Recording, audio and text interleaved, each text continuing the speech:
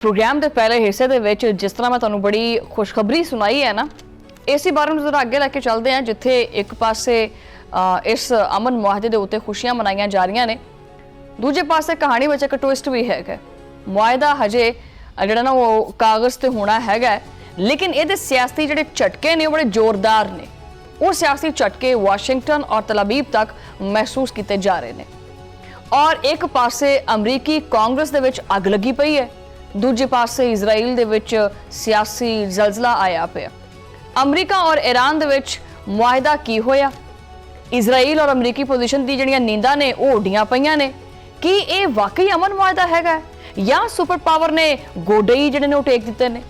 ये मतलब लाइक असीं नहीं कहंदे पे, ये अमरीकी अरकान जिहड़े ने, जिहड़े कांग्रेस वाले ने, ये वो चीका मारदे पे है। मीडिया दी रिपोर्टां सामने आंदियां पईयां ने और अमरीकी डेमोक्रेट जिहड़े अरकान ने, उन्होंने ट्रंप दी डील दा जिहड़ा भी कचरा हैगा सी सारा इकट्ठा करके उन्होंने आख्या कि जी ये अमन मुआहदा असीं नहीं मानदे हैगे।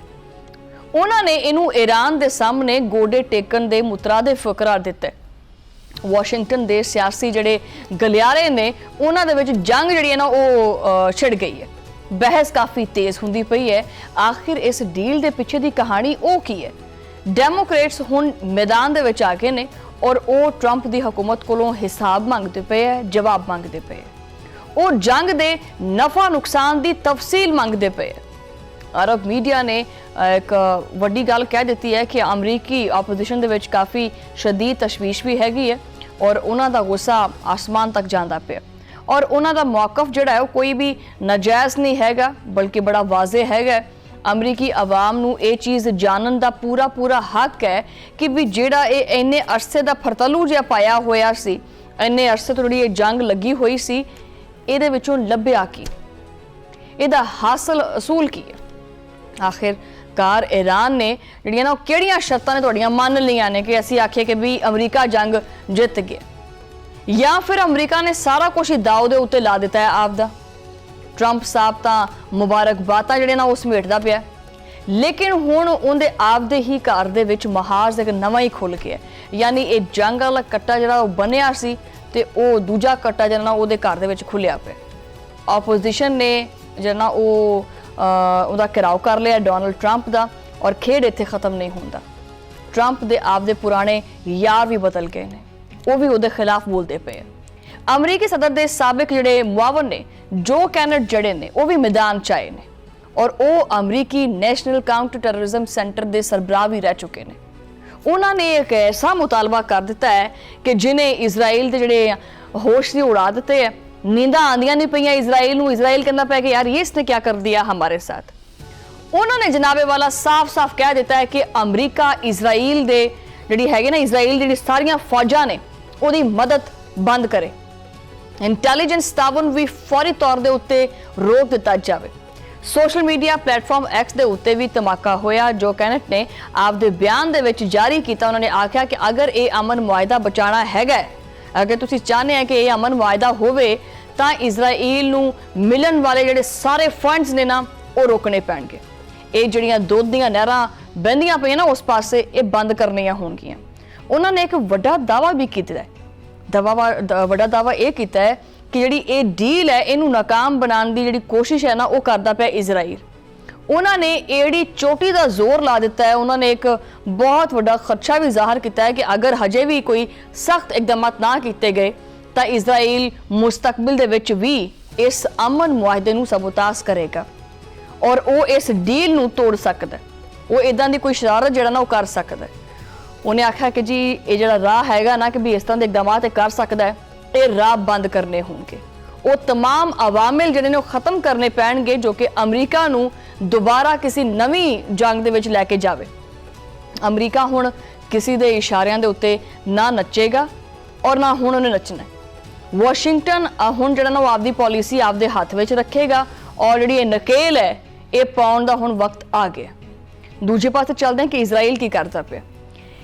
जनाबे वाला इजराइल दा हुण जिहड़ा समझ लो कि जिहड़ा मातम वाला स्टेज है ना वो आ चुकिया होया है और अमरीका और ईरान दे मुआहदे दे उत्ते अग लगी पई है।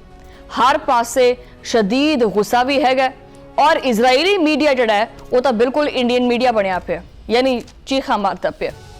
अमरीका का यह इकदाम खतरनाक है और यह मुआहिदा इजराइल वास्ते नाकाफी है। बाज़ इजरायली हुकाम आपे तो बाहर होए पे ने। उन्होंने अमरीकी सदर डोनाल्ड ट्रंप के उत्ते काफ़ी सख्त तनकीद शुरू कर दी है। इस मुमकिन मुआहिदे ने इजरायली सियासत को बिल्कुल ही हिला के रख दिता है और इजरायली वजीर आजम बेंजामिन नेतन्याहू के उत्ते शदीद जी तनकीद है वो होंदी पई है। हर पासों हर तरफ तो जोड़े वार ने वो नेतन्याहू के उत्ते होंदे पे ने।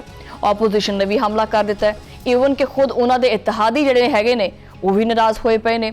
सारिया ने इजरायली वजीर आजम को निशाना बनाया होया, टारगेट कसिया होया आपदा और उन्होंने कहना है कि यह मुआहिदा इजराइल के जंगी अहदाफ के खिलाफ है।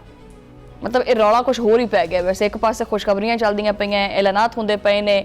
19 जून को सारे ने बहना स्विट्जरलैंड दीयां वादियां दे विच ते इत्थे ये वाले मसले भी चलते पे है।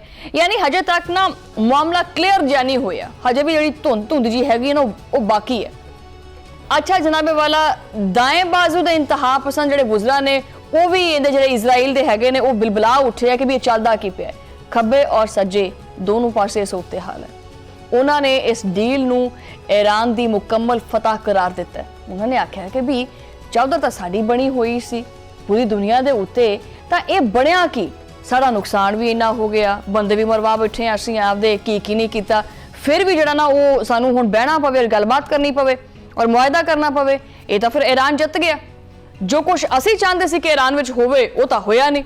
सो इजराइल दे विच भी बेंजामिन नेतन्याहू दे उत्ते काफ़ी तनकीद होंदी पई है। इजरायली सियासी हलकियां दे विच एक फुट पई है। जो इख्तलाफात पहले छुपे पे सी हुण वो हौली हौली नंगे होंदे पे है और जिहड़ा इत्तेहाद बनया होया सी वो हौली हौली टुटदा पिया।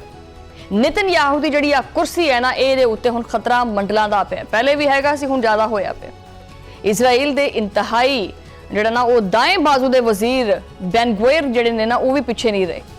वो कौमी सलामती के वजीर ने और उन्होंने इस मुआहिदे की शदीद अल्फाज दे विच मुजम्मत भी की है। दो टोक लफ्ज़ों दे विच आख्या कि ट्रंप का यह मुआहिदा असीं जिहड़ा ना ये सानू पाबंद नहीं करता है किसी चीज़ का, असीं इस डील दे विच कोई फरीक नहीं है और ये मुआहिदा साडी सलामती की सानू जमानत नहीं देंदा पिया।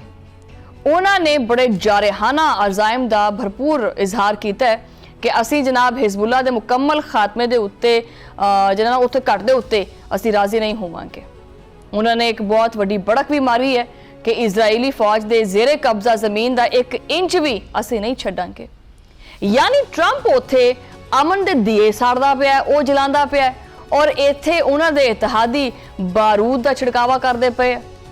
मारूफ इजरायली एक सियासी तजियाकार ने उन्होंने तो खैर इस चीज़ का पोस्टमार्टम किया है और एक टीवी चैनल जो ना उन्होंने गलबात की है उत्थे और ये चीज़ आखी है कि इस मुआहिदे नूं नेतन्याहू की एक जाती शिकस्त करा दिता जा रहा है। उन्होंने आख्या कि जी ईरान का खात्मा नेतन्याहू का ख्वाब सी और ये उन्होंने जिंदगी का सब तो बड़ा मनसूबा सी, लेकिन इस मुआहिदे ने नेतन्याहू का जिहड़ा ख्वाब सी चकनाचूर कर दिता है। वही गल है, मतलब हासिल तो ये कुछ भी नहीं होया और इस पूरे मुज़ाकराती अमल दे विच इजराइल नूं बाहर कढ दिता गया। यानी जिवें मक्खन दे विचों वाल कढ के बाहर सिटी दे। हुण तल अबीब दे कोले सिर्फ एक ही राह बचिया, वो हैगा चोर दरवाजा। ठीक है, और चोर दरवाजे थाणी निकल जाए, अमन नूं किसी तरह भी नाकाम नहीं बनाना जाए। उन्होंने ये भी आख्या कि जी एक बहुत बड़ा दावा किया जा रहा है कि गुज़श्ता रोज़ इजराइल ने बैरूत के जनूबी मज़ाफ़ात दे विच हमले किए और ये हमले इसी बौखलाहट का जिहड़ा नतीजा सी कि भी ये डील क्यों होंदी पई है। यानी किसी तरीके नाल इस डील नूं तोड़िए। यानी उधरों ये हमला कर दे और ईरान कहता कि जी असीं ये डील नहीं होण देनी क्योंकि उधरे पासे धमाके शुरू हो गए हैं। लेकिन इन्हां सारियां कार्रवाइयां दे करके भी ये सब के बावजूद भी सच जिहड़ा ना सामने आ गया। इजराइल नूं इस पूरे खेड दे विच इबरतनाक नुकसान चुकना पिया। सियासी तौर के उत्ते अगर देखा जाए तो सब तो ज़्यादा अगर मशरक वुस्ता की जिहड़ी सूरत हाल है, अगर मशरक वुस्ता का एनालिसिस किया जाए तो उहदे विच नोटिस करना कि इहदे विच लत किहदी उत्ते हुई है। यानी असर रसूख जिहड़ा खत्ते दे उत्ते किहदा वधिया। ਇਹਦੇ ਵਿੱਚ ਜਿਹੜੀ एक चौधराहट पूरी दुनिया ਦੇ ਵਿੱਚ मखसूस मुल्कां ਦੀ बनी हुई सी, ईरान ने ਉਹਦੇ ਉੱਤੇ बड़ी कारी और बड़ी डाढ़ी किस्म की ਜ਼ਰਬ लाई है। ਇਹਦੇ ਵਿੱਚ ईरान ने अपना मौकफ ਜਿਹੜਾ ਨਾ ਉਹ ਸਾਬਤ ਕੀਤਾ है कि ईरान किसी भी लिहाज नाल ਪਿੱਛੇ ਨਹੀਂ ਹਟਿਆ ਔਰ ईरान ਨੇ ਆਪਣਾ ਉਹ ਕਰਕੇ ਦਿਖਾਇਆ ਹੈ ਕਿ ਜੋ ਕਿ ਬਾਕੀ ਸੁਪਰ ਪਾਵਰਾਂ ਵੀ ਨਹੀਂ ਕਰ ਸਕੀਆਂ। ਸੋ ਲਿਹਾਜ਼ਾ ਇਹ ਤਨਕੀਦ ਹੋਣਾ ਇਹ ਬਣਦੀ ਹੈ ਅਮਰੀਕਾ ਦੇ ਉੱਤੇ ਵੀ ਔਰ ਇਜ਼ਰਾਈਲ ਦੇ ਉੱਤੇ ਵੀ। ਔਰ ਦੂਸਰੀ ਗੱਲ ਇਹ ਹੈ ਕਿ ਇਹਦੇ ਵਿੱਚ ਇਜ਼ਰਾਈਲ ਇਹ ਚਾਹੁੰਦਾ ਸੀ ਕਿ ਕਿਸੇ ਤਰੀਕੇ ਨਾਲ ईरान ਨੂੰ ਮੈਂ ਖਤਮ ਕਰ ਦੇਵਾਂ ਔਰ ਮੈਂ ਫਿਰ ਪੂਰੀ ਦੁਨੀਆ ਦੇ ਉੱਤੇ ਆਪਣੀ ਇੱਕ ਧਾਕ ਬਣਾ ਲਵਾਂ। ਔਰ ਇਸ ਜੰਗ ਦਾ ਨਤੀਜਾ ਇਹ ਨਿਕਲਿਆ ਕਿ ਇਹ ईरान ਨੂੰ ਤਨਹਾ ਕਰਨ ਵਾਸਤੇ ਨਿਕਲਿਆ ਸੀ, ਅੱਜ ਖੁਦ ਇਹ ਤਨਹਾ ਹੋ ਗਿਆ। ਸਿਆਸੀ ਤੌਰ ਦੇ ਉੱਤੇ ਤੈਲ ਅਬੀਬ ਜਿਹੜਾ ਹੈ ਉਹ ਬਿਲਕੁਲ ਹੀ ਅਲੱਗ-ਥਲੱਗ ਹੋ ਗਿਆ। ਔਰ ਜਿਹੜੇ ਇਜ਼ਰਾਈਲੀ ਤਜਜ਼ੀਆਕਾਰ ਨੇ ਉਹ ਕਹਿੰਦੇ ਨੇ ਕਿ ਅਸਲ ਇਮਤਿਹਾਨ ਤਾਂ ਹੁਣ ਹੋਏਗਾ, ਹੁਣ ਤਾਂ ਦੇਖਣਾ ਇਹ ਵੀ ਪੈਣਾ ਹੈ ਕਿ ਜਨਾਬ ਟਰੰਪ ਕੀ ਕਰਦਾ ਹੈ, ਕੀ ਅਮਰੀਕੀ ਸਦਰ ਜਿਹੜੇ ਨੇ ਉਹ ਇਜ਼ਰਾਈਲ ਜਿਹੜਾ ਹੈਗਾ ਉਹਨੂੰ ਕਾਬੂ ਕਰੇਗਾ ਕਿ ਵੀ ਹੁਣ ਦੁਬਾਰਾ ਹਮਲਾ ਨਾ ਕਰੀ ईरान ਦੇ ਉੱਤੇ। ਕੀ ਨਿਤਨਯਾਹੂ ਨੂੰ ਡੋਨਲਡ ਟਰੰਪ ਕੋਈ ਨਕੇਲ ਪਾਵੇਗਾ? ਨਿਤਨਯਾਹੂ ਇਸ ਜੰਗਬੰਦੀ ਨੂੰ ਨਾਕਾਮ ਬਣਾਉਣ ਵਾਸਤੇ ਆਖਰੀ ਹੱਦ ਤੱਕ ਜਾਏਗਾ ਕਿਉਂਕਿ ਇਸ ਡੀਲ ਦੇ ਇਜ਼ਰਾਈਲ ਦੇ ਅਹਿਦਾਫ ਜਿਹੜੇ ਨੇ ਉਹ ਕਿਸੇ ਵੀ ਐਂਗਲ ਨਾਲ ਪੂਰੇ ਨਹੀਂ ਹੁੰਦੇ ਪਏ। ਸੋ ਲਿਹਾਜ਼ਾ ਉਹਨਾਂ ਨੇ ਵੱਡੀ ਵਾਰਨਿੰਗ ਦਿੱਤੀ ਹੈ ਕਿ ईरान ਦੇ ਨਾਲ ਹੋਣ ਵਾਲੇ ਜਿਹੜਾ ਇਹ ਮੁਆਹਿਦਾ ਹੈਗਾ ਹੈ ਇਹ ਬੜੇ ਨਾਜ਼ੁਕ ਮਰਹਲੇ ਦੇ ਵਿੱਚ ਹੈ। ਇਹ ਸ਼ੀਸ਼ੇ ਦੀ ਤਰ੍ਹਾਂ ਨਾਜ਼ੁਕ ਹੈ।